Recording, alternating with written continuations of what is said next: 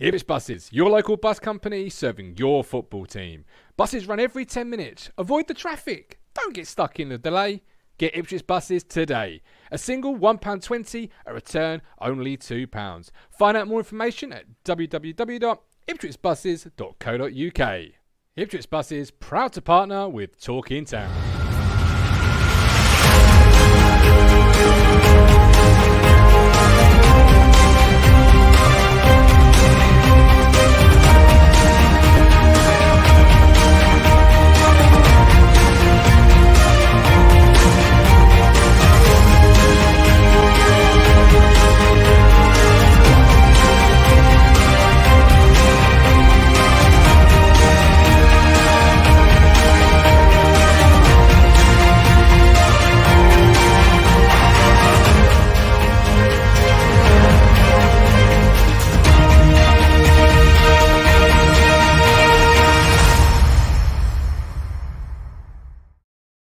Hello again, my friends, and you are my friends, and football is finally back. We are leaving the desert behind, the wastelands of no football, and re-entering a weekend. That's right, this is the show that takes you from the week to the weekend, and this weekend we've finally got a game of football to enjoy. Ipswich Town away at Gillingham, and it might be a Saturday, but it's on iFollow. So a double celebration with that. You haven't got to get we'll leave that there. We'll leave that sentence just hanging in the air, I think. But welcome all you 3,000 plus miracles that subscribe to this channel. It should be 30,000, but we're working on that. Hit subscribe if you haven't yet done so. You would have noticed, for the eagle-eyed viewers among us, the introduction still isn't quite technically right. It is the new year, and I've been chilling with my home dog. Toby makes a return to streams. Here he is. I've still not been moved upstairs. Result, got swindled on the TV there. It's a good life at the moment. The wife has gone out.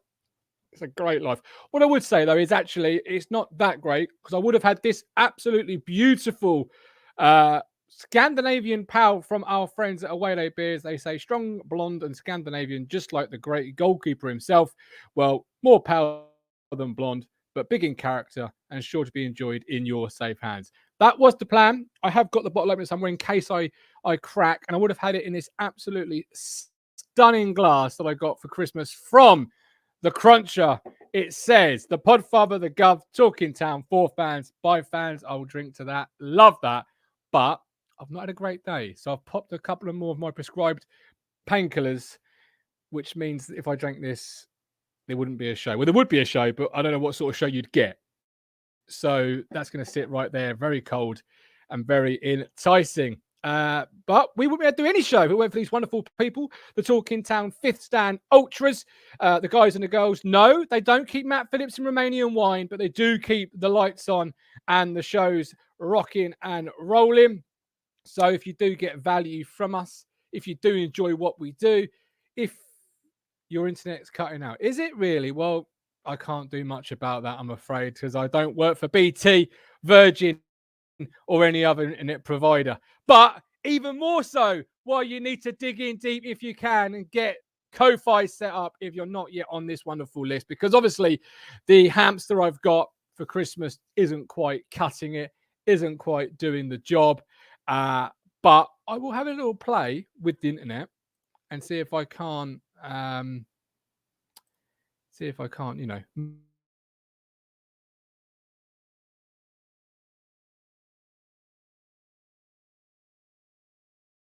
Oh, hey, I'm back. Alex Wilson, good evening. Mike D, good evening. Nick Muller's in the room. We've got Mike D, Sarah Davis, Coxie's comments. He'll be here tomorrow. I love how he's changed his name to Coxie's comments. He'll be here tomorrow with me, 2 p.m. for the match day pre-game show. Don't forget your carrots tomorrow. Cruncher wants to see those carrots at Gillingham. That was a great moment in Thursday. All right, Toby, settle down, pal. I'm trying to do a show here. You're not the star. All right, look, he says, I'm the star. Look at me. Right, let's bring somebody in before I start drowning without the armbands. Who looks more ready?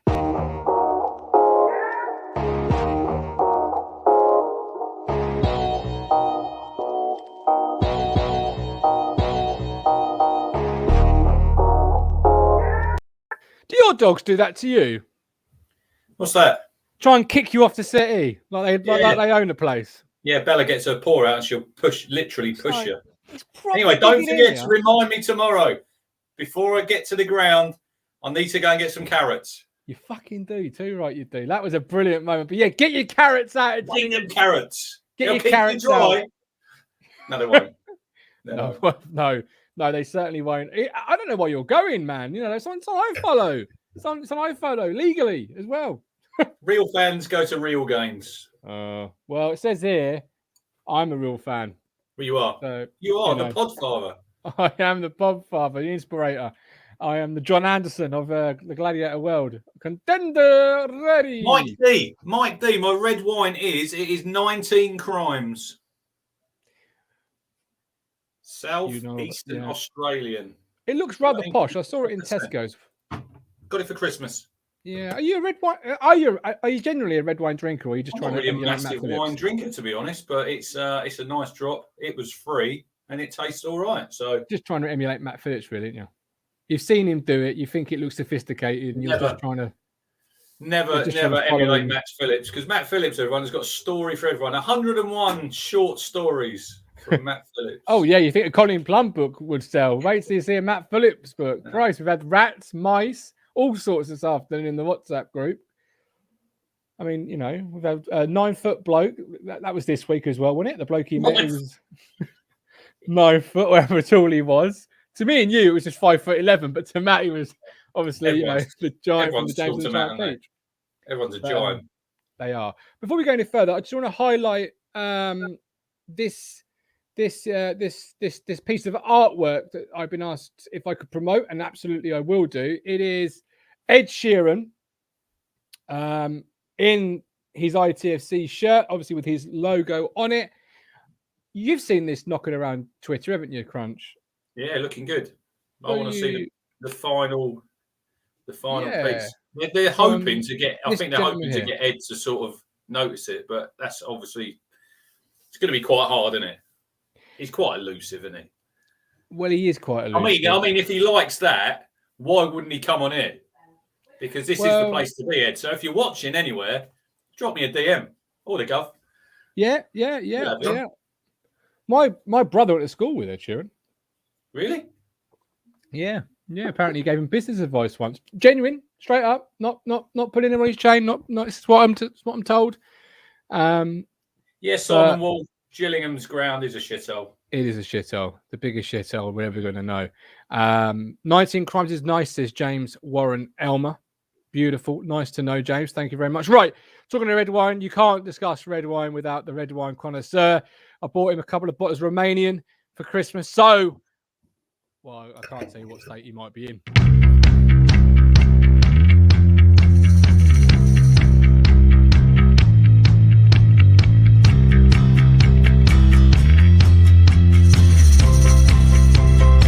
Just say, bring in the red wine. I've drunk that Romanian one already. Very good. Didn't last very long. Couple of days, not even that. Couple of days. Flipping it, man. Yeah, got through it. It's good stuff. Did you share it? No. Fucking hell, you had. Mrs. can't drink wine. She can't drink it. All the more. Using my glass tonight, Matt? Are you I am, yes. There it is, yeah. There it is, look. It says, Talking Town, the Media Mogul, ITFC. Lovely. You mean I wasn't unique? Fucking hell, man. I mean, this is like when you find out your missus is cheating on you. What do you mean? I mean, I wasn't unique enough from my own glass. Yours holds more than mine. And yours needs to have something in it. Yeah, quite the size, Matt, that matters, is it? It's the way it refreshes you. But yes, you have noticed mine is rather large. We're doing great tonight, aren't we? This is an awesome show. Absolute awesome show. We've got Colin, PM book is brilliant, everybody. I can't wait for the John Wart book, Colin. That'll be better. That came out a few years ago, the Walkie book. Did Walkie have a book, did he? Yeah. Did he? I've got it upstairs. It's got, on the front cover, it's got him in Ipswich kit, and you roll it to the back. He's in Liverpool. Whenever I see John Wart these days, he's either walking to or from the bookies. Look, Coxie knows. Matt never gets angry. Matt, well, unless he's on the Romanian, that is. Let's be honest. Oh, But yes, we are back down League One without a prayer. Well, yes. All you mentioned persons to lead, which I'm sure we mentioned at some point this evening. I'm sure we will. He's already said. Which seriously became a topic of the press conference this week. I wonder why. Well, why do you think that is? It's not because we set the agenda, do you think? I mean, no, not us, not the Talking Town lot, surely. No. Of course we set the agenda, Sam. Of course we do. They're all listening. They're all listening in. Callie's in. King of the King Callie Bisler. He is in. Love to see the King. He don't fancy it tomorrow. So there you go. And he said he's going to make his mind up in the morning. Fair weather fan. Come on, Callie. Wow, yeah. Get your rain mac on. Basically, what we want to know is he'll phone up his mate Toto and he'll go, Toto, big totes, are you playing? Toto will go no or yes, and he'll decide off that. We give him the VIPs. Do they have VIP at Priestfield? I doubt it. Director's box. If it is, you might get a roof. Absolutely delightful. Right, we're going to kick things off tonight with something that was put to us on Twitter by Morris in regards to sort of Paul Cook, Ashton and co. So before we shift to Gillingham, I want to look at Captain Excuse, as I'm now calling him. Forget the demolition man. Captain Excuse. No recruitment room at Town, and he didn't take pre-season. So he said this. I think it was on the Legends of the Spy Rights. There we go. Thank you. From my last job now, when I went into a club, there's no criticism here towards people. It was different. We went in with the performance department. I never took training during the pre-season. I'll just repeat that. I never took training during the pre-season. There was no boxing gym culture. There was no making players feel hardship. I look back at Ipswich, for example, no recruitment room in the summer, no problem with that. When I left 2 weeks ago, still no recruitment room in place. How can Ipswich Town not have a recruitment room when we've signed a lot of players? Come on. Morris tweeted us, I'm sure Rich, you saw it, saying Cook had difficulty with Ashton's performance staff. What is a recruitment room? What does it look like? You tell me. That's a great point to start. What is a recruitment room? What does it look no like? idea. What have you got? It's a room where you go and get a cup of tea and that, and a coffee. Coffee with a cookie. You sit down and you must just talk about recruitment. I don't get it. I have no idea why you need a special room. I mean, let's be honest. Just before the takeover, Lee O'Neill found Windows 95 because he said in an interview of we're going to go for more software, right? Like it was 1995 all over again, and he was reinventing the wheel. So what's in the room? One of these old school computers. No. Is he on about the ground? Is he on about the training ground? I don't know if you've been there, Matt. Playford Road. It is pretty basic up there. I will say that. It's shit. You know, they've got the dome. They've had a bit of an upgrade when Lambert came in. I think, didn't they? He'd done some changes up there, but it's still, when you look at the training centres, even like Norwich. Look at Leicester City. I know we're miles behind them, but look what they built. We are a million miles behind anything like that. Yeah. It's just porter cabins up there, isn't it? Yeah, I think so. Yeah. It's so kind of like outdated now. I remember seeing that back in about 2005, maybe. So that's like 17 years ago now. We must have all gone to a school where they still had porter cabins that were makeshift classrooms that we have science in them. Makeshift for 30 odd years, you know. Yeah. Yeah, I mean, like that's Playford Road basically. It's come up for a couple of years and then it's rolled into a couple of decades. But do you feel like the recruitment room is like the old primary school computer room where it's got those room full of computers that no one ever uses, Windows 95 on them? You know, somewhere there's Lee O'Neill tapping away at analytics. I remember Sam Allardyce at Bolton had what he called a war room where they would go in and like look at data, because everyone thinks he's old school because of his demeanour and that, but he's quite forward thinking in terms of using data and science and analysis to recruit players. Probably the place where we are now. I mean, this is going back to 20 years ago. But he had a war room that they would go in there and they would sort of crunch numbers and all that kind of thing. So, but Cook doesn't come across as someone who would be looking across data particularly. He's more data, Matt. You had Ian Marshall on, didn't you, Martin? Yep. Did he tell you a story about the dog? Yes, he did. His heart monitor on his dog. Great story. Brilliant story. Absolutely brilliant. You can still look. If you haven't seen it on the platform. It's still available, isn't it? It's still available on the platform. Yeah, great story. There must have been some central point because we did bring in 19 players, so there must have been some kind of recruitment room, right? Well, you've got Callie says Crunch at the moment. It's just an overhead projector, but made up like a Minority Report style room. You've got Ross P. Recruitment room is a single red phone like in Batman, and the walls are covered in dashboards. Big Sam, way ahead of the game. Learned in America. Loved wearing the earpiece. He did. He did. That's what Sammy Leah. The dashboard. The dashboard. What is this dashboard? So I looked it up, and Ashton did do an interview with the Bristol City Post, Evening Post, or whatever, when he was there. And it's a bespoke piece of software that kind of dials into the BBC News website or the Sky Sports News and has the feeds coming in from that. So it sounds like whatever's relevant to League One is coming through as information to him. Who did that? Bristol Evening Post or something. Who are they? What do you mean, who are they? Newspaper. Local. You mean a local rag actually asked the question you wanted to know the answer to? Don't go there. Fucking hell, I didn't know that was... This has got nothing to do with me, everybody. Don't start me on it, because it's still 13. 13, would you believe? Why not? Oh, Hawks actually got a ticket. He's going to Chelsea tomorrow. He was telling me a story because he's mates with Loach. Yeah. They could hardly get any complimentary tickets to players, Matt. You've never heard anything like it. No, really? He must have been able to get one, which is good. Felixstowe Blues, I can confirm Tyrese Simpson is on my TV screen. Well, he would be, but... I've seen him, but he's hardly touched the ball when I was watching it. Yeah, no, at the moment, it's some bloke in front of a shed. It's kind of proving us wrong, because me and Rich both said, like, he'd never make the grade, and he's obviously making the grade at Swindon, but then, of course, they're League Two, and Drinnan's doing pretty well in League Two as well. You see, I said he would make the grade, right? So, you know... But then you both said Haladki was a great goalkeeper, so... You know, I don't think we said he was a great goalkeeper. Oh, here he comes. Is that a back pedal? Is that an Andy Marshall back pedal? I can see that podcast, Matt, when he was on about Tyrese Simpson going to make it. I don't remember. I personally don't remember. Even Aaron Drinnan scoring goals in League Two. Exactly. Clearly a huge golf, isn't there? He's obviously massive.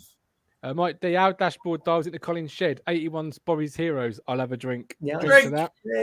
Drink. Hawks players to pay more than face value in Crunch. Oh, shambles. Wow. That's Chesterfield, isn't it? That's Scotch Lakes team. Yeah. Shocking. Top of the National League, am I right? Felix, so here we go. Haladki, good goalkeeper. Well, you know, the hard truth, boys, can't be right all the time. If you haven't yet read it, please do. My weekly article with Suffolk News. The more people read it, the more ammunition I've got to increase my pay from £0 to £1. But no, please read it. Please read it. It takes time out of my schedule. You were picking up your photo in that this week, weren't you? Calling yourself a hunk and that. You got your shades tucked in. It was about 5 years ago, that photo, wasn't it? Yeah, well, that was the... I'll tell you how long this photo was. We were in Dusseldorf when it was taken. Oh, blimey. And we went dressed as Mick McCarthy. Do you remember there was that picture circulating with him at that party with that really colourful Hawaiian shirt? Yeah. So we all got the same shirt off eBay and we all went dressed as Mick McCarthy. So that shows you how old it was, because in the end, I ended up painting a banner about getting Mick McCarthy. Pre-season, was it, when they went over to Germany? Was it that one? Yeah. Missed the game. There's a hell of a story. Maybe 15-16, wasn't it? Because that was the year after the season after the playoff season. We were going to, I'll tell you the story, right? We were going to fly with Ryanair. We were going to get the really early plane out. So we got up at like 6:30 in the morning. We got to the airport at like 7:30. There's me, there's the Don, Mr. Positivity, and a couple of other people that aren't on the platform. And of course, what do you do when you've got a couple of hours to wait before the plane? I guess. You go to the pub. You've gone to the bar, haven't you? You go to the pub, and it's on the board. And of course, what is the one thing they always do? They always say, you know, now boarding. You missed your flight, didn't you? I think you told us about this before. We did. It said, you know, now boarding. Normally they do a final call. We're waiting for the final call, so we got another round of beers in. Anyway, then it said closed. Fuck, we never seen this move so quick. I wasn't disabled then. Got there, plane still sat on the tarmac. They're still loading people, but this really snotty air hostess, receptionist, whatever she may be. I'd have done that. No, didn't want to let us on. So in the end, we ended up getting somebody to drive us from Stansted to Germany. And we got there just in time for the players to arrive to the after party. How much did that cost you to drive there? I can't remember. I think the Don paid for it. But was it no other flight? No, well, the next flight took you to like some airport in the middle of nowhere. It was like 60 miles away from Dusseldorf. Well, they got good train service. You'd have done that in 20 minutes. And it was in the evening. And it was in the evening. So we were trying to make the kickoff. So we didn't. We missed a Brett Pittman wonder class, I hear. But yeah, that was a great time. I mean, beers were flying. Once it says closed, there's no point arguing. It's done. The fucking thing was on the tarmac, man. Doesn't matter. I can still picture the bloke with the towel shirt getting on, waving like he's. See ya. Don't even start. Right. So yeah, my article. On my article this week, I said that it will be a frustrating time for fans, all the games that we're missing, but a good time for McKenna and Pert. And McKenna actually said this regarding the issue. Before you come into the job, prepare as well as you can in terms of watching games and getting a really good idea of what's going on in the group, getting to know everyone's individual background, where they've been, what clubs they've been at, how they're right at this part of their career. He feels like he had a really good idea by the time he came in. But later he added, in terms of work, I feel like I've really had a good couple of weeks to get my teeth into it here. I think there's a lot of work to be done behind the scenes, but we want to put in place what we feel is going to improve the club going forward. This couple of weeks has given us a really good opportunity to do that. We think that we've got a few things in place in terms of environment and training, and the day-to-day running has been really good, and that will stand us going forward. So, do you agree, Mr. Moss, with my assessment that frustrating for fans it may be, but the time on the grass is going to pay dividends? It's like a mini pre-season, isn't it? Spot on. A small pre-season, because normally this time of the season, look at the fixtures over Christmas. We get like the Premier League, all them managers moaning about how many games they got to play. Jurgen. So to have this time that he's had could work in our favour, couldn't it, really? When you think you're normally playing games, you'd rest, you might have the odd days training here and there, but we've had no games since obviously Wickham. I know it's frustrating for fans, but probably for McKenna, it's probably good that he's got to know the players. He's had a look at them. We got a clean bill of health, I think, as well. No injuries. Obviously, Nolan, I think is he the only one now who's coming back, I think? Oh, dear, never mind. But other than that, and tomorrow they should be like caged tigers, ready to get out there, shouldn't they? They haven't played a game for over 2 weeks, I think. Yeah. But no excuses tomorrow. No excuses. We said that the caged tigers on Cook's first game at Gillingham, didn't we? We got, what was it, 3-0? That was different though, wasn't it? Because they didn't have this sort of level of time to collectively put across a message. Yeah. And also the Wickham game worked in our favour, do you feel, Matt, for a couple of reasons. First of all, we've won the game, great positive. But second of all, you've actually got something that you can work on before and then see it in action, see more importantly what didn't work as well, and then take that footage, that analytical footage, and really work with the players based on, look, this is what you need to do, this is how it needs to look. As opposed to, because pre-season, you don't get a lot out of pre-season friendlies other than fitness, where Wickham came to win. It was a credible game. Do you feel like that's also going to play a part? Yeah, absolutely. I mean, I was on that the class of '92 when Scholesy has to take over the team from Graham Alexander, and he said, "Well, we're going to play." He tells the camera, "We're going to play in a completely different style and train differently." And they were like, "Oh my god, how long is that going to take?" He goes, "Oh, if you've got good players, you can do it in the morning." So I think, I mean, even though it seems like to us, people that aren't around training grounds and all that kind of thing and doing drills and coaching and all that kind of thing, seems like it's like a huge thing.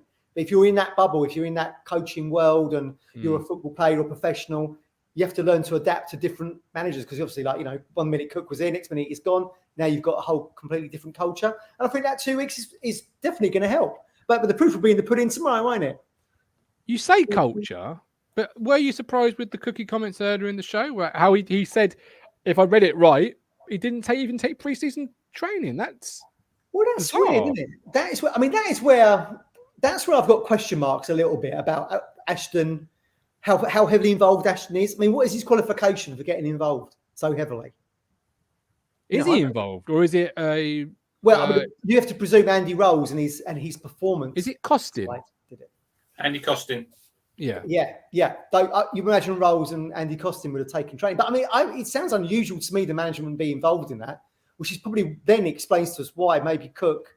We've always said, haven't we? There was a piece missing. Maybe Cook just wasn't the style of manager they wanted for that setup. If you see, he wasn't on board, Matt, with all them that were brought from Bristol City. No. It's clear now when you listen to his comments. He's old school, isn't he, Cookie? Yeah. He has his own people in, and he's obviously not got that. And there was look. to me, there's a big clash between him and Ashton of egos, I think. Possibly egos, or possibly different generations of thought. Yeah, I think probably both. I would think probably both. I don't think Paul Cook's the kind of manager, given his age, that is probably open to trying new things, because he came to us with a CV of winning things, and that's tried and tested in his world, and fair play. Why would you change something that's not broken? And but then the American ownership's come in, new people have come in, Evans has gone, who hired him, and maybe there was a clash there. You have to presume there was. Yeah, I think Norman's got a good point here. He says Cook's doing a personal PR job, trying to get a new job. I'd say come up with a massive pinch of salt. Expectation. Obviously, when Cook took charge, there was this crossover of expectations. Now, there's been no points target set for the groups. Something that we've been talking about quite a lot on the platform is a points target, games we've got to work with. McKenna said, I know what points total will usually get you where in the league, and I know where we're at and what we're going to have to do. But it's not something I'm speaking to the players about, and it's not something that is consuming too much of our focus. The position we're in, it's impossible to look at more than one game at a time. We just need to find a way to get consistency, that fucking word again, in the performance, consistency in how we work day to day. And if we do that, it's possible we can get a run of results. And if we can do that and manage to get a couple of wins back to back, then all of a sudden the picture looks different. Matt, what do you think is being said then? Because obviously there would have been a meeting when he's taken charge. Hello, boys. I'm Mr. McKenna. I'm the new manager, and I expect, So, what do you feel internally, away from the media, is actually the expectation? Because reading between the lines, it's almost as expectation from my perspective that he still sees this group as a playoff group. He knows the target. He might not have said it explicitly. We need 34 points or whatever, but I'm getting that between the lines. What are you getting? Well, yeah. I was going to say, I think those comments you just read there, I actually think speaks volumes, because no one's actually mentioned it. Who's been in the press conferences actually mentioned, is there going to be a charge into the top six? I have to imagine that maybe that's been off limits. He knows that we are probably too far behind right now. I mean, look, you just look at it in black and white. It's really difficult. It's out of our hands. Every time we play, someone else plays. If we drop a point, they might get free. So we're always going to be playing catch up. So he's not going to say, look, we're going to try and see because realistically, we've said it loads of times.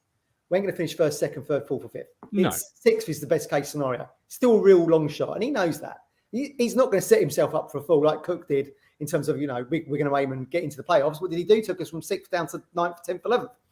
So I think McKenna's just saying we'll take it one game at a time because he knows it's a tall order. I know people are optimistic, and, I'm an optimistic person as well. But you can't, mine always says, facts don't care for your feelings. We are a long way off. It's going to take someone having a bit of a slide in order for us to get it through the back door.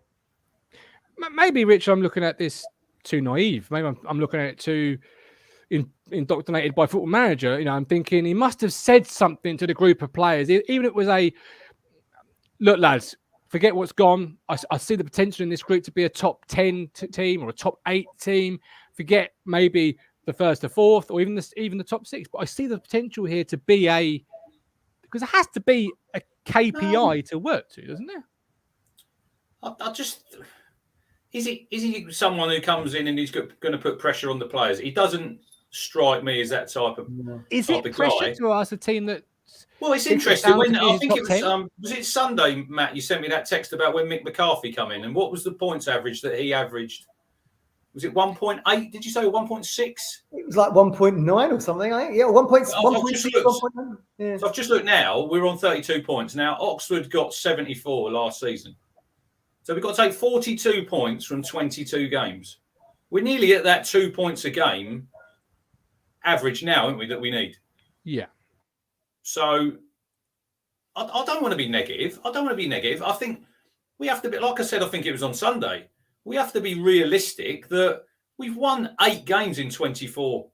We haven't obviously done well enough, and that's why the manager's been sacked. Because if we were doing well, Cook would still be in a job. We'd be higher up the league, but we're not. And we've said it on here loads of times. What is always going to hamper us is the first 6, 7 games of the season. That's like a millstone round our neck, and that will probably be the reason we don't make the playoffs.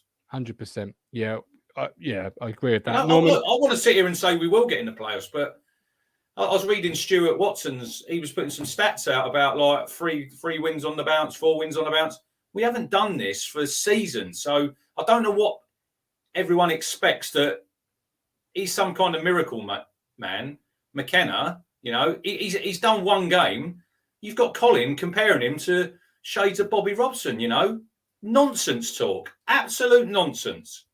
Drink. 1 game.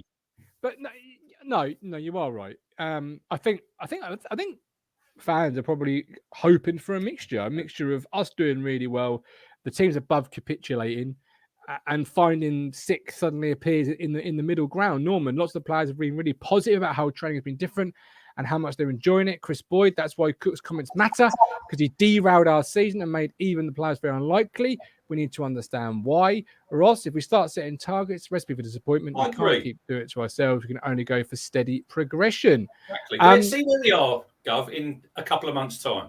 Yeah. We have got games we can win. Yes, you look at the fixtures. We got Gillingham, we got Bolton, we got Accrington and Stanley, we got AFC Wimbledon. But we said this at the start of the season when we had all these. This whole month is winnable, really. Even Wednesday aren't doing great. No, but you've got too much talking. Yeah, and just do it on the pitch. Well, talk about too much talking and do it on the pitch. Norwood and Wolfenden, good examples. McKenna said it's about being ready when that opportunity comes. You've done all the right things, you're fit, and you've looked after yourself well, and you've really had the opportunity to contribute to the group whenever your time comes. James is a good example of that. Wolfenden's a good example of that. Boys who haven't played so much in the last couple of games have come in and made an impact. You had no players on your shopping list, so I'm going to go ahead and guess you feel the squad maybe is too big. How about a sell list? If you had a list of players that you wanted to offload because the squad was too big, who'd be on it? Your John Nolans will be on there. Even Scott Fraser, he's been linked to. Wow, really? Swansea. Caden Jackson. Probably Jackson will be on there. Kenlock. You'd be trying to ship out a few of them. Holy, but then probably Holy, you probably want to keep hold of him just in case, because one of your goalkeepers does get injured. You don't know what happens with Walton. You probably would need another goalkeeper just to sit on the bench. So, but I think the squad's too big? I think it's probably about right. At the minute, we only really need to add to it if we can get real quality in. I feel, like he was saying, McKenna did say, didn't he, about experienced players? You could get someone in probably on loan to help till the end of the season. I do see that, but. Like I said, with COVID and that, I think a lot of these teams will try and keep the majority of their players, and it's overinflated, isn't it, in the window prices, Matt? We've seen teams look at the Sunderland till I die when they were after Will Grigg. What was it, 1.5 million they were? Yeah. Oh, yeah, I'll just go again. It ended up at 4 million, and it was a disaster.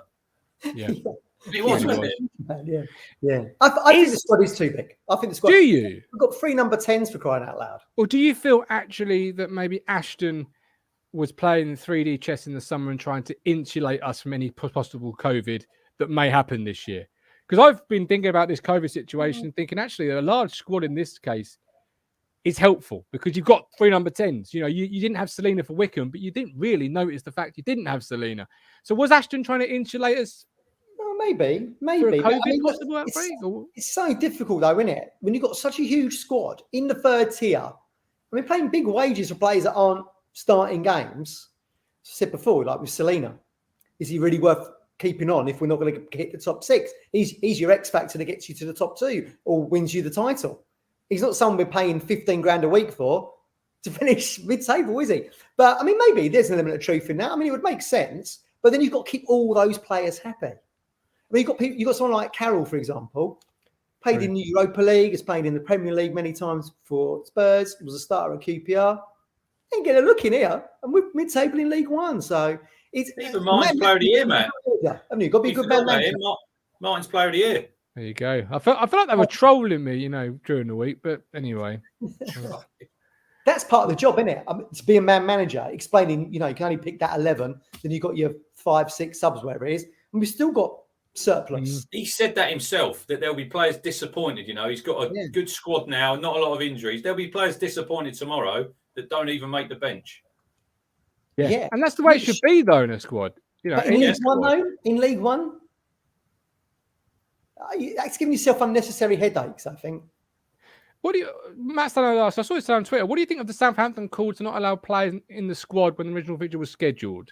Because obviously tomorrow, Gillingham will have a striker up the front. I believe. Yeah, they got that geezer from Norwich, haven't they? Yeah. Yeah, piss take. Is that the reason why they wanted to cancel it? Get new players in? It's funny though, Matt, when you look at all the fixtures this weekend in the FA Cup, I see no postponements. Why? Because they'll all be playing their kids, these teams. Well, why couldn't you play it in the fucking league? Well, Man City today, right here on my TV screen, they're playing a bunch of young players here. Still, yeah, they only made 4 changes go from the Arsenal game. So they still got I think other than Palmer, everyone else is an international. It's like, but these teams, particularly this high up the level, have the quality. Gillingham have got a youth academy. They've got a youth system. I see Sunderland. They've got 3 of their main players out tomorrow. They play Wickham. They've had to recall about 2 or 3 loan players. They want to play the game. Look, fair play to them. They might lose that game, but at least they're doing the right thing and they're playing. In Spain, when Barcelona travelled to Mallorca at the weekend, Barcelona had 18 players out, mix of injuries and COVID. The league has still told them to play the game. The thing is, though, as a fan, not of Sunderland, you say they're doing the right thing.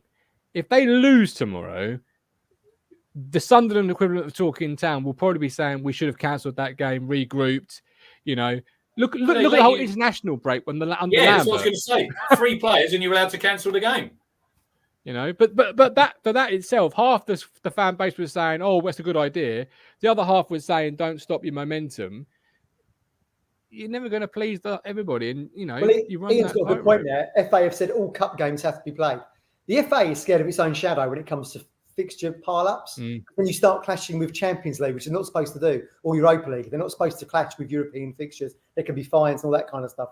So the FA was always running scared of fixture pile-ups. What about Liverpool in the week, Matt, when they cancelled the Carabao Cup semi-final? Yeah, I mean, rightly Orient were trending, weren't they? Because they had to pull out against Spurs. Yeah, they should be out of the competition for me. You can't just because you're at one end of the spectrum compared to Liverpool at the other at the top end, don't mean you've got different rules.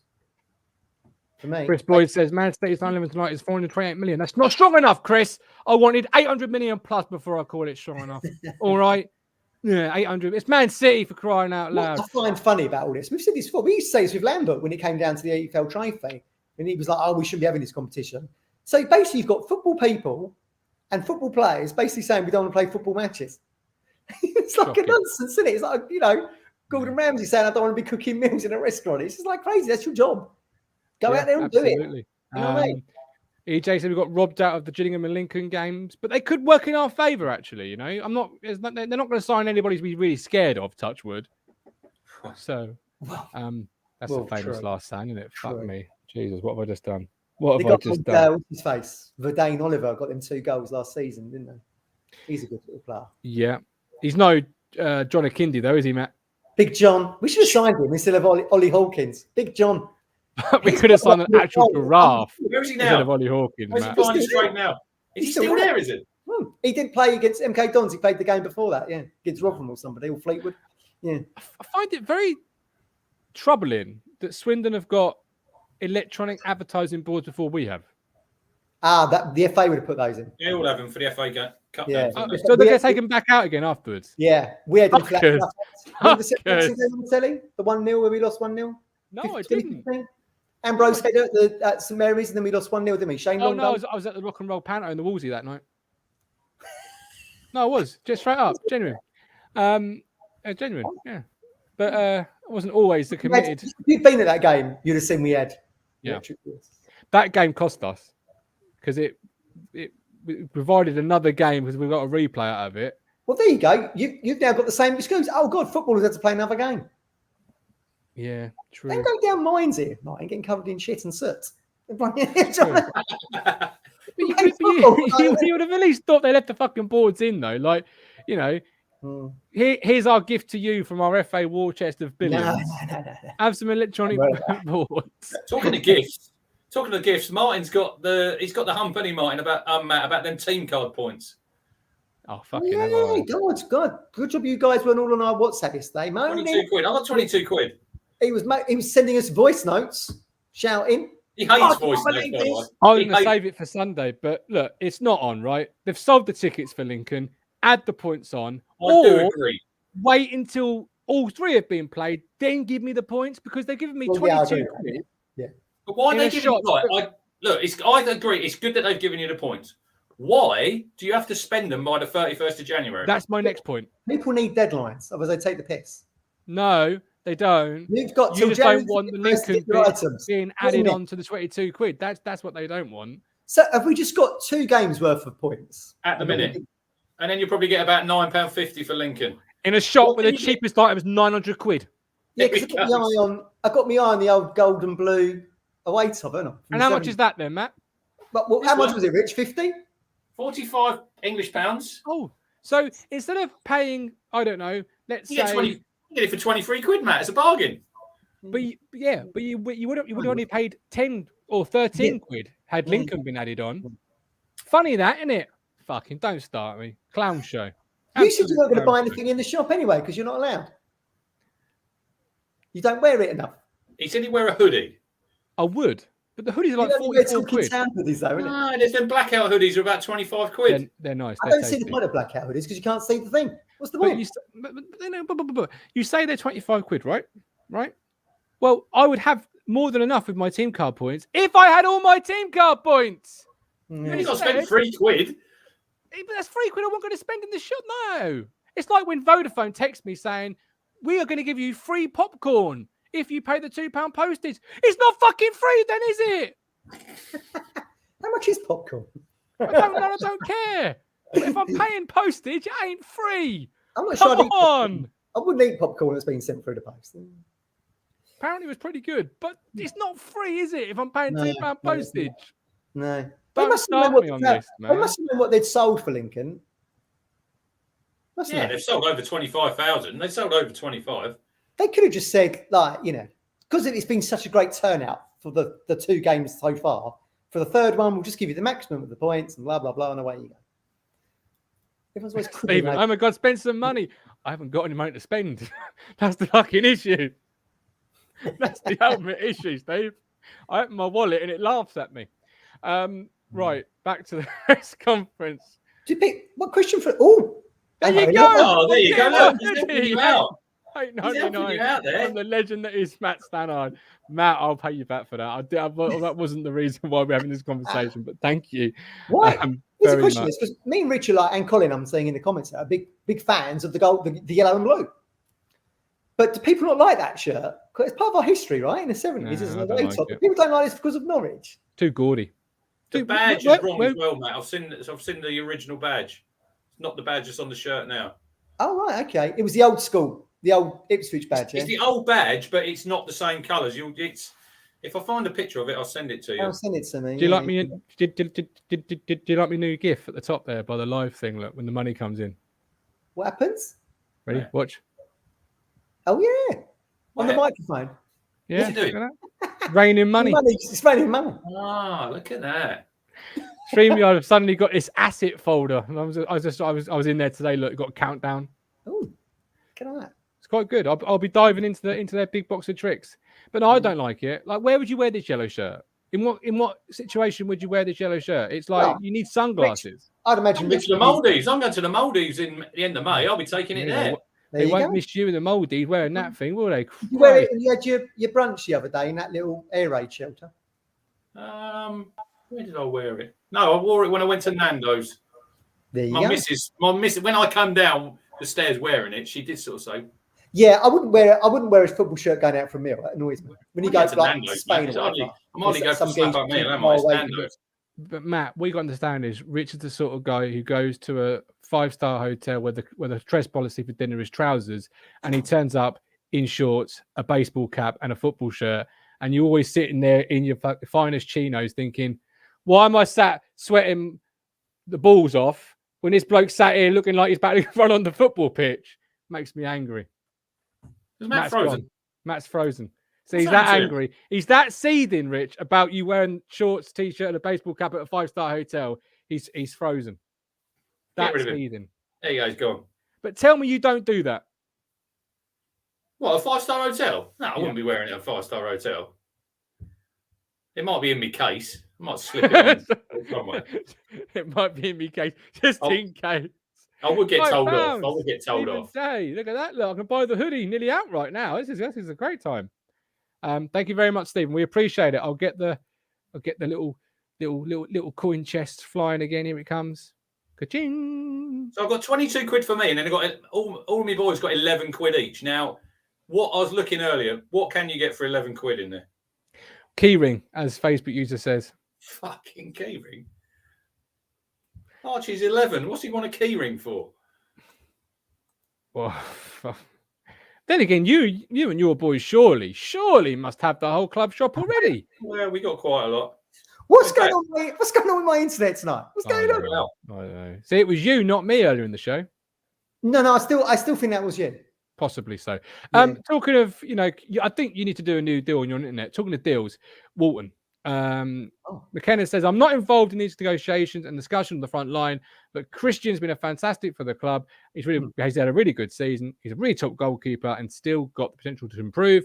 Still a really good age for a keeper, and we feel like he can go again and cover the next few years, can bring his game to another level and really still develop himself further.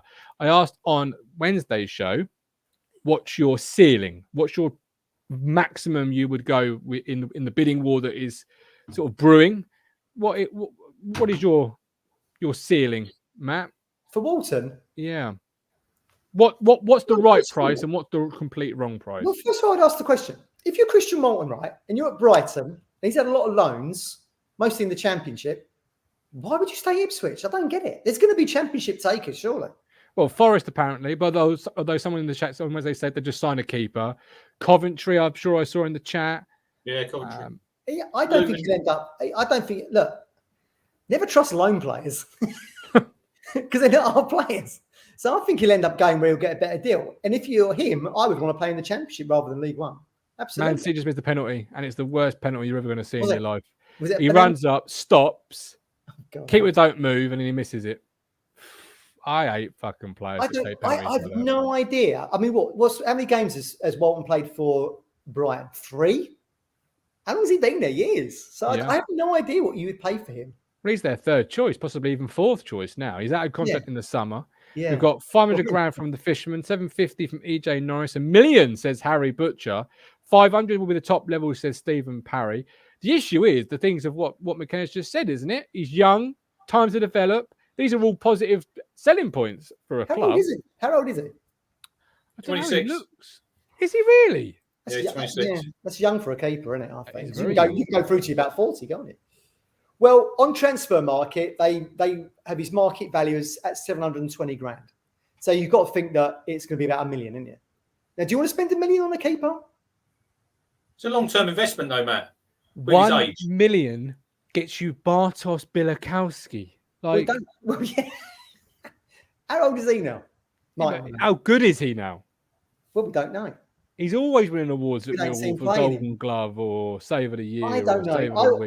I'm kind of prescribing to a minor way. Says, why would you spend $1 million on a defender or a keeper or whatever when you could spend it on Macaulay Bond, for example? Yeah, but money isn't an issue to us. It ain't an issue. It is. It's not a problem, is it? I mean, we've got people that the Americans have to answer to, i.e. the Arizona pension pot. But at his age, he's 26. Like Colin says in the chat, you could get 10 years out of him, Matt. You could do. Yeah. And it's a position that we've struggled to fill. Since Bart, we haven't really had I'd say, someone who we can rely on. Walton, his distribution's not the best. What's wrong with Dean Gherkin? He used to get a white pickle. Listen, I would if you said to me we could get him for $1 million, I would say that's probably that's too much. That's too much.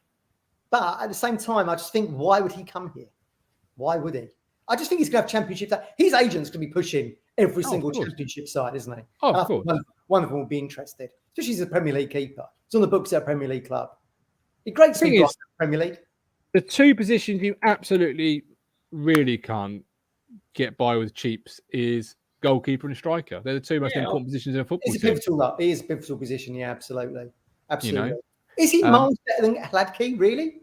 Well, we don't know. I've not seen Hladky, but If Alex says if we got Walton, he could be our keeper for years. Agreed. Ross says, don't forget on our side how many times has Ashton mentioned player trading. If we get him for £500, we can sell him for millions in 3 years' time. Yep, that would be the dream. Keepers don't go for a lot, do they? Unless they're going to the route. Like that was his name, the kid who went from Sheffield United to Arsenal. Ramsdale. Mark Dowling saying what I was always thinking. 26. I thought it looked as if he's retired. He can't be 26. Yeah. Matt Stannard, Gherkin lacked having Berger in the side. Nice. It's like Ramsdale, Matt. When he went to Arsenal, everyone was saying, "Oh, that's too much." Why are they signing him? And he's been a great signing for them. There's got to be a reason why Walton hasn't made the grade at Brighton. Now, Brighton aren't a heavy hitter in the Premier League, are they? So there's got to be a reason why. What are those reasons? He's not good enough for the Premier League. Yeah. I mean, he's good. Let's not kid ourselves. He's good, but he's not Premier League good. No. That's they're in League One. He's League One good, and he's Championship good. Yeah, but the reasons you were just criticising him, distribution is massively needed for a goalkeeper these days. Look at that keeper at Man City. He's like a sweeper, isn't he? A bit like what we should do for us in the Premier League, I suppose. Look at Joe Hart. 1 minute he was king of the walk, riding high. He's at Celtic. Now he's at Celtic. You know what I mean? Yeah. I don't know. I just wonder if I'd like to still. I'm a Ledke fan. I'd still like to see him given an opportunity. I think that's a lot of money, 722 million. Potter will ask for $1 million, won't he? Absolutely. Oh, of course he would. Yeah. Yeah. I just find it incredibly sad that Brighton are the bigger club in this negotiation. How many clubs in our league, in our division, are going to be spending $1 million on a keeper? Probably just us. Sunderland, maybe a push. Yeah. I mean, the issue become.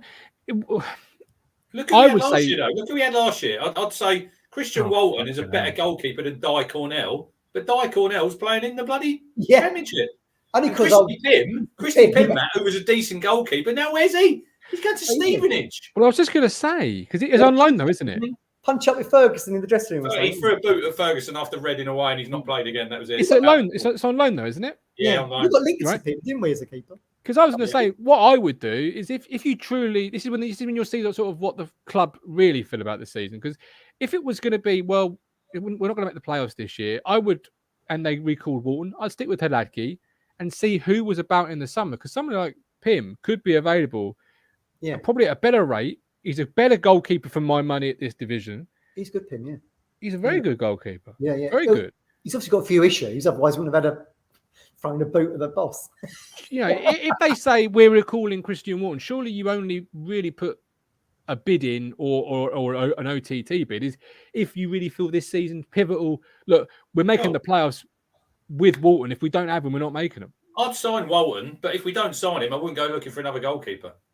No, that's exactly what I'm saying. Yeah, exactly. The Walton, Ian. Good night, John Boy. The Waltons. Absolutely right. Evans on that money on getting Bond if that's the striker we end up going for. Before we come to Gillingham, I just want to say that Evans said today the session, or yesterday, wherever it was, the sessions are a little bit different. We do a lot more sharp, short stuff than what we did in the past. Hopefully that will help us, especially with the way we are going to be trying to play now, playing out from the back more, playing in tight spaces, more intensity, trying to stay fit. Blah, blah, blah. 7th of January. Do you remember a time when people would say, don't sack Cook because players would flee Portman Road? Remember the time when people would say that? Yeah. Well, we still don't know whether or not Walton's still there. No one's left yet. Walton's still at the club, right? You'd have thought if Brighton were actually going to recall him for a sale, they'd do it sooner rather than later. Well, see, but Sam Morsey only signed because of Paul Cook. Well, he's been here, he's weak in the market. He's still our captain. He's still, I think what McKenna said about training and matches was quite interesting, wasn't it? He wanted to get to such an intense level in training that the matches wouldn't be as intense. That's definitely a new way of thinking for us, I think. Yes. Mike D said that in the chat matches aren't earlier. as intense as training. Yeah, that does worry me a little bit. Why? Well, two reasons. Well, first reason is injuries. I mean, you saw my reaction when I saw that video. So, this is Ipswich Town Football Club, A&E department. We've been all right with injuries this season, haven't we? Well, yeah. Not someone like James Norwood is only 25 minutes away from an hamstring popping. Yeah, well, you always say that, don't you? But he's looked all right so far. Yeah, but he's done 3 games now. Is it because we've changed up the sports science? And we've got to give people credit. They've changed up. He hasn't played. He played 25 minutes at Wigan, 60 minutes against Sunderland. It'd be interesting to see how much he plays tomorrow, because obviously, will he do a full 90? Is he fit enough to do a full 90? Because he's obviously not played a lot of football, has he, Norwood? No. It's funny you say that. 3 and 3, isn't it? He's got 3 and 3 games. That might be worth keeping an eye on for the podcast, because is that case management we're starting to see there with him? Maybe. Because we've always said if you can get more games out of him, you have a better player. Is that now the football club actually working with the sports science department, actually saying, look, he can't do 90. It's pointless trying to make him do 90. Let's put him on a minute. Yes, you either do an hour or you do 20 minutes from the bench or whatever. 25 from the bench. You know, this week you've got 3 games. We most you can get out of him is 80 minutes. And if you use those in 25, 20, whatever, that's interesting to note moving forward. He's another one who might have benefited, Martin, by not having a game for a couple of weeks. Probably got fitter in training. He could have played that. He's always been a strong boy, as old Norwood. It's the fact his hamstrings can't cope with more than 90 minutes in a week. That's been the issue. Ian Davis said his hamstrings are 100% now because he's not driving a massive Audi. If I could give him my hamstrings, I would, because I think a fit James Norwood fires you into the championship. As Neil Peart's saying 1.5 to 2 million there for Walton. Yeah. No. That's lumpy, that, Neil, I would say. There's no resale value there, though, is there?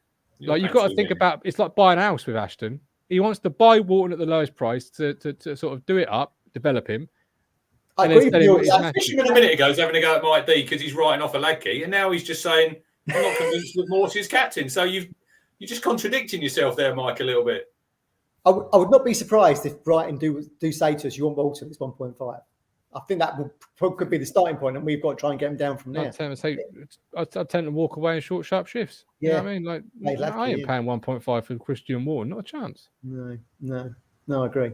Where is he on the Bristol stool chart? Because you didn't answer my question the other night. Probably a 4. If you don't know what the Bristol stool chart is, Google it. Bristol stool chart is the greatest thing in the world. Particularly when you support your stand, it comes in handy all of the time. All of the time. Have you got an Alexa, both of you? Just change that. Have either of you got an Alexa? Yeah. No. I have, yes. So when you get off the show, say to Alexa, talk to me about farts. We've discovered this already. It's brilliant. I said to the Alexa started gassing away at me, not farting, talking. And I said, Alexa, be quiet. And it did a fart at me. That disturbs me that you've got something constantly listening into. It's annoying.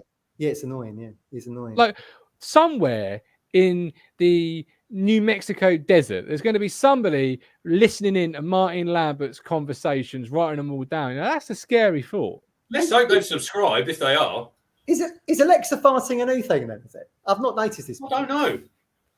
We're out on New Year's Eve, and someone said that, so I've done it yesterday, and they started telling me a load of jokes. Yeah.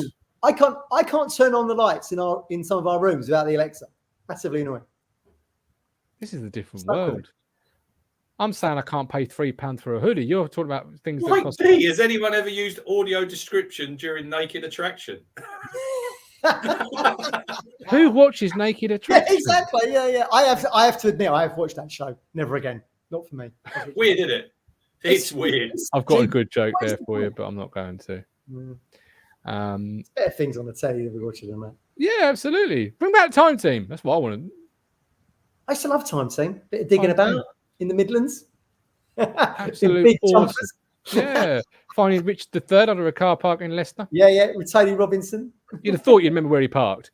Gary Blake, Eddie Gray hardly played a full game for Leeds, but destroyed teams for around 60 to 70 minutes. Yeah, there's a lot of players.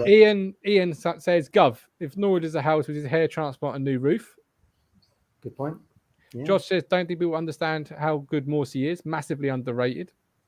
I think Morsey's a good leader, I think.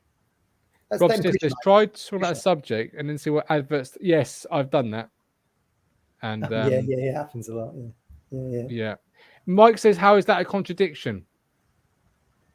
Well, he was saying to Mike Dean not to write off Morsey, and then he's writing off Morsey's captaincy.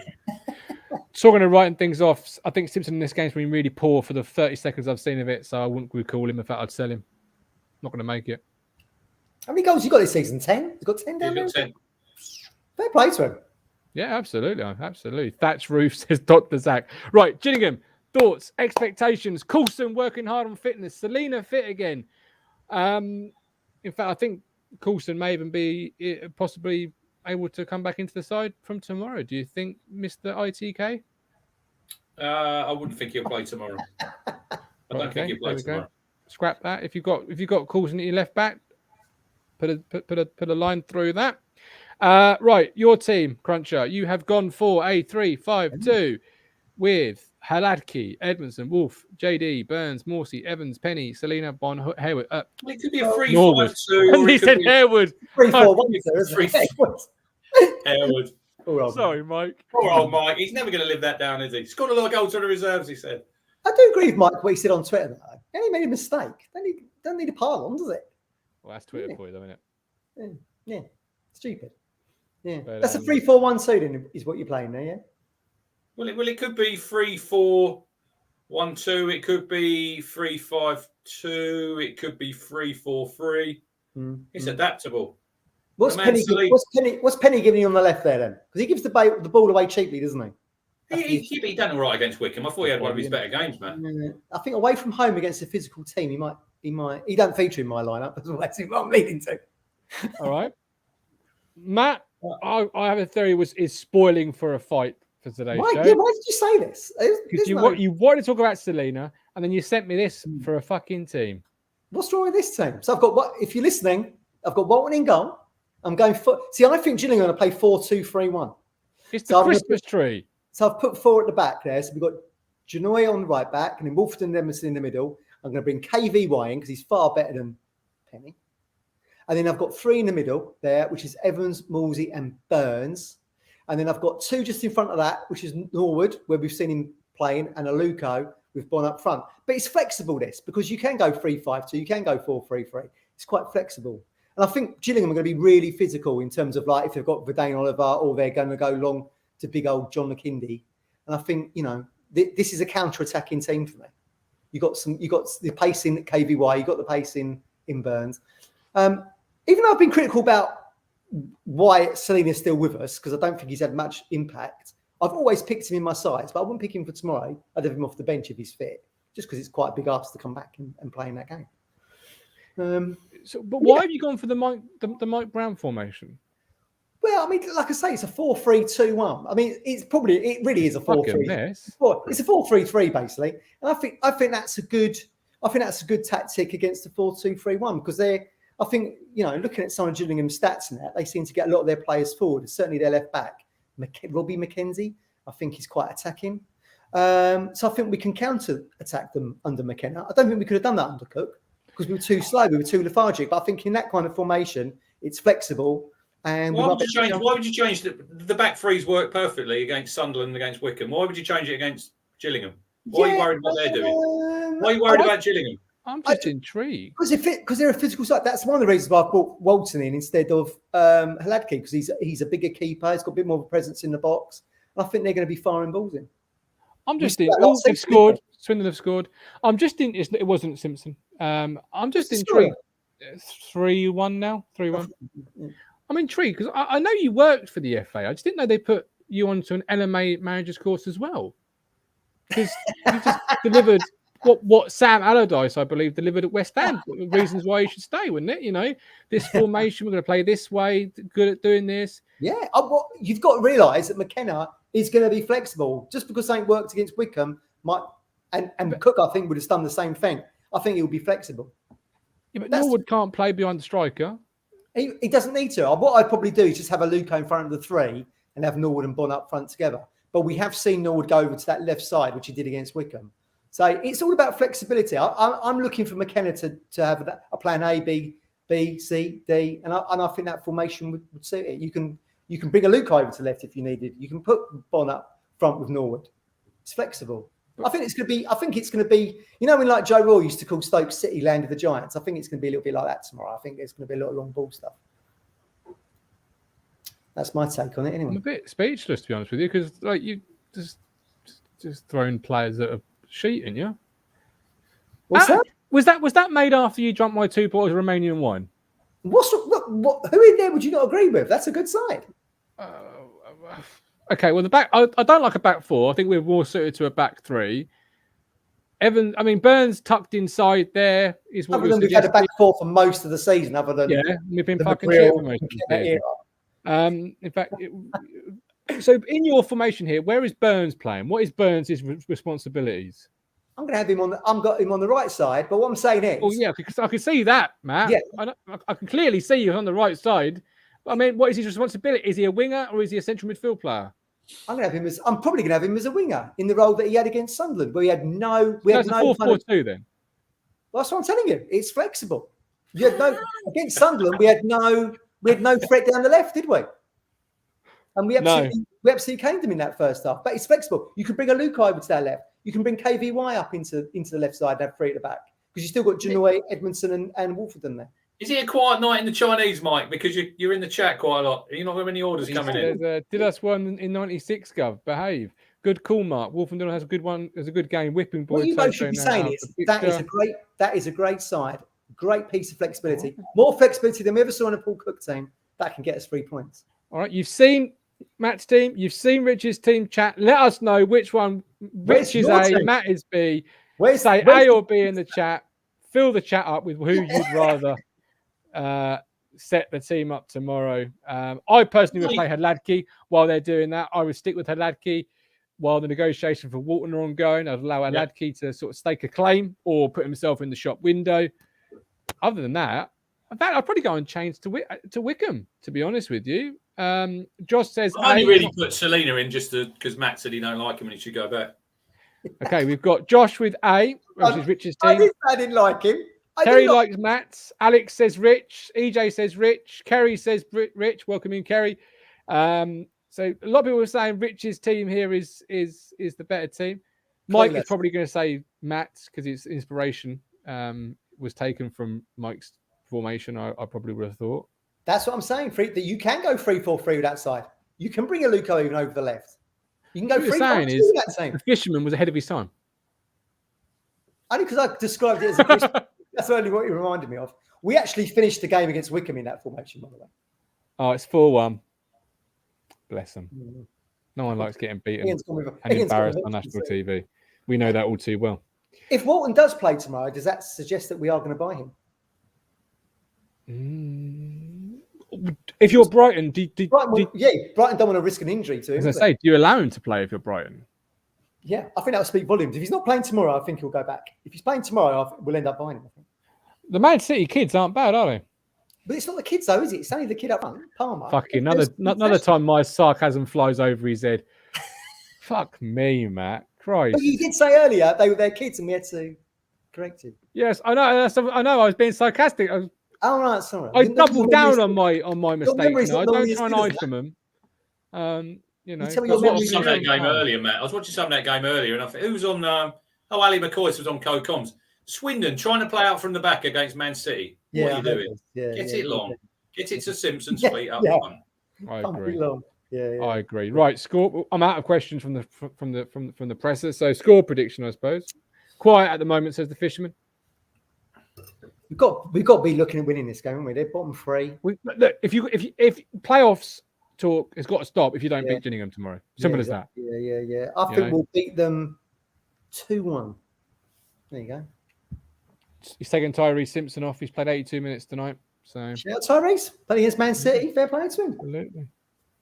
Yeah, I really enjoyed watching him play when he burst onto the scene. I still remember Coventry when he got the ball in the 18-yard box, touch, turn, hell of a save from their keeper. Absolutely schooled by McFadzean against Coventry. He's terrible. Very experienced defender. I felt sorry for him in that game because he was thrust into the. McFadzean got home, emptied his pockets. He had his keys. He had his phone. Yeah. Hang on, there's Tyrese Simpson out. That reminds me, we had Jordan Roberts as a target man for like 6 months. Jordan Roberts. He done all right. He played all right under Lambert, didn't he? The game against Reading, he was good. He was trying to make him into a Grant Holt, wasn't he? Like a target man that was. Do you think here's a sliding doors moment? We went 2 up in that game at Reading, didn't we, with Jordan Roberts as the number 9? If we'd held on to that, do you think we'd have stayed up? That'd been such a platform, wouldn't it? The first 2 games, Matt, when they played Preston at home, they were winning 1-0, and then they had the keeper got sent off and Gallagher winning goal. Down to 10 and then we went to Reading, we were 2-0 up and we drew. That could have been 6 points there, couldn't it? If buts and maybes. What might have been?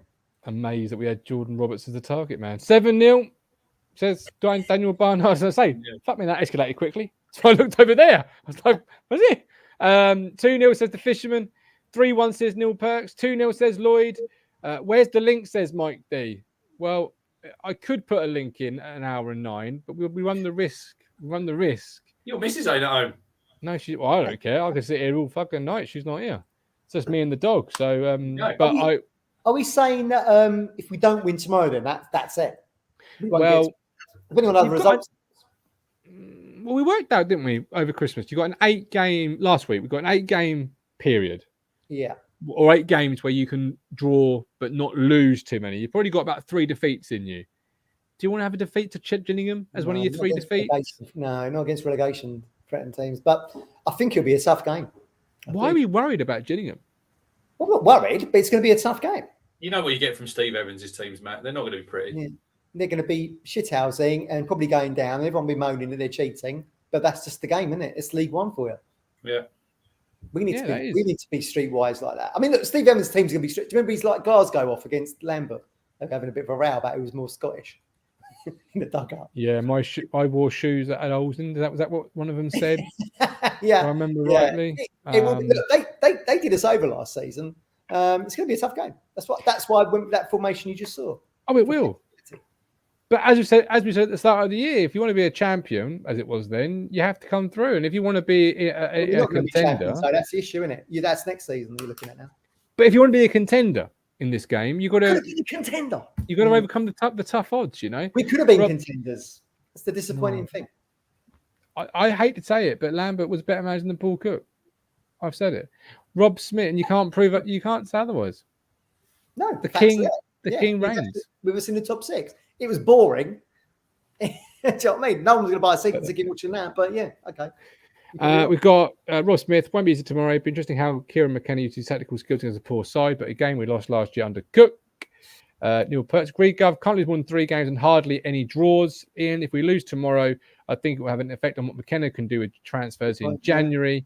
Yeah. And Stephen Parry, we are better than last year. They are worse. But then Stephen also said we wouldn't lose another game after we beat somebody. So you did say that. You know. Are we better than last year? The league table doesn't suggest that, does it?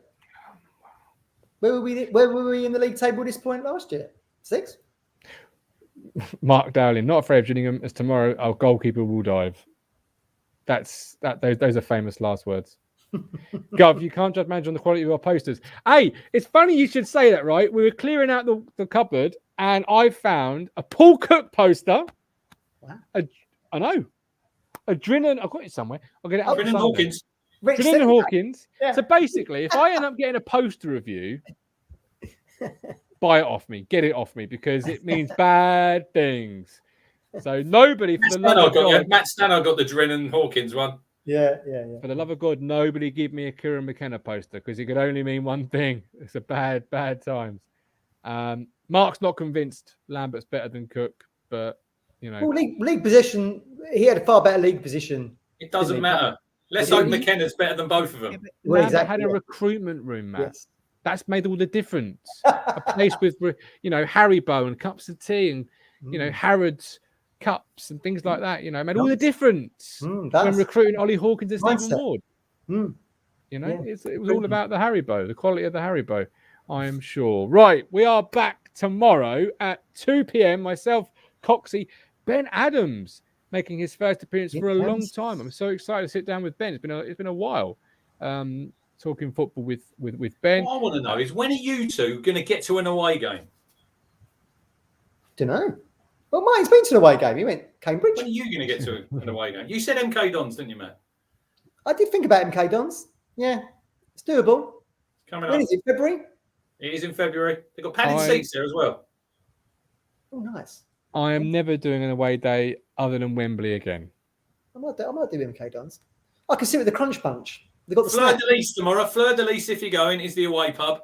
Woodland School to Park, £5. Oh. And before we go, massive shout out to Luke Chambers tomorrow. His 800th career game. Unbelievable. Yeah, I saw that. That is amazing. Yeah. That is absolutely amazing. Yeah. Well done, Mr. Luke Chambers. Somebody earlier, Crunch, said regarding Paul Cook's comments on the podcast, why don't you get him on the platform to have his views? Well, I'm just thinking, I could drive to Rich's house for the MK Dons game, and then you chauffeur me up to the MK Dons. Yeah. Yeah. Great stadium, but just they have about 8,000 fans there. I've been there with England under 19s. Yeah, it's a good stadium. Weird place. It's just, it's a great stadium, but you think you're never going to fill it. Yeah. Well, you never know. One day you might. But I'm not going to go. The game is on iFollow, as we said earlier. Don't forget, you can pay your £10, you can watch it tomorrow. I don't think Jonathan and me should go to away games again together, because I don't think he wants to face the onslaught of the Lemons. Bless him. He was the chap who helped me. Jonathan, big shout out, Jonathan. A lot of respect. But yeah, no, me and away days. We're done. We're dusted. Just like the show tonight. But yes, the weekend is here. The week has ended. The weekend is here. Tomorrow, 2 p.m. pre-game show. Myself, Coxie and Ben. Don't forget, you can watch the game tomorrow on iFollow. It might be a Saturday. It might be 3 p.m. But it just goes to show they can circumnavigate the rules when they want to. Because we're going to watch it on iFollow. So join the party before, during, and after. It's going to be fun. Why is that, Matt? Why can we watch it tomorrow on iFollow? Because it's an FA Cup weekend. So there's a thing called Article 48, which is the 2:45 to 5:15 blackout, because it's an FA Cup weekend and it's a rescheduled game, blah, blah, blah. That's the reason why. If it had been a normal league calendar fixtures, I don't think we'd have done it. Because it's FA Cup weekend, they've done it. There you go. Colin Plum, in the pub, fuck iFollow. He's going with Mark Rattle tomorrow. Shout out Mark Rattle. And he's going around early. Mark's going around early. He's going to have a little tour of the shed, Matt. Apparently, nice. You'll enjoy that, Mark. Apparently, I look like Spider-Man, according to Mark Dowling's daughter. Take that. Mark, if you're watching, you better set off now, mate. Because the shed is iconic and you're going to be there a while. It's good. I love you, Colin. Mark Dowling, my daughter just said Matt looks like Spider-Man. Like that. It's good. It's good. One of my favourite superheroes. If I had to choose a superhero, I'd probably go Spider-Man. Yeah. Chris Boyd says, I hope it's a downpour. I hope it's not a downpour and the exposed away in tomorrow. Safe journey. Enjoy. It's raining, and then when at kickoff, it's heavy rain. But that's why I didn't want to go to Boxing Day. Like, just because it was freezing cold. Who wants to go and freeze at Gillingham? Yeah. Of all places. Shit. Yeah, I do agree. Why can't they have a roof over it? Come on. This is the UK, not Spain. It's temporary stand, isn't it? It's been there years, isn't it? It's embarrassing. English football sometimes can be so embarrassing. Yeah, it is. Yeah. It's the third tier. The third tier, we've got teams in the division like us and Sunderland, big old bellies, red faces. I was talking to Colin today, Matt. Even down at Bury Town, they've got 4 stands there with roofs on. Yeah. You're in the Ismir League. Oxford only got 3 sides, remember? Yeah. Car park behind one. The sooner we get out of this, the better. If it be this year, it'd be great if it was this year, but I can't see it. Anyway, if you're going to the game, take your carrots. Absolutely. Don't forget your carrots. Don't forget that. Don't forget you can support us through Ko-Fi. Every little helps. YouTube Super Chats for tomorrow as well. Since 2003, Norman Greenwood says. Fuck it. I went there, Matt, when it was terracing. Wow. Priestfield. Thing is, we'll talk more about that on Sunday. But until then, tomorrow, 2 p.m. for us versus Gillingham. Thank you for the super chats from Matt and Co. Thank you all so much. We really do appreciate those. Yes, I've not got a sponsorship with them, so I'm not going to mention them. Don't forget, you can go contact us with Ipswich Buses. But until tomorrow, with love, with care. Where's the button to end it? Oh, carrot. We're on a journey, looking back on the things that we've taken for granted, but feels like we're learning to be better without what's been holding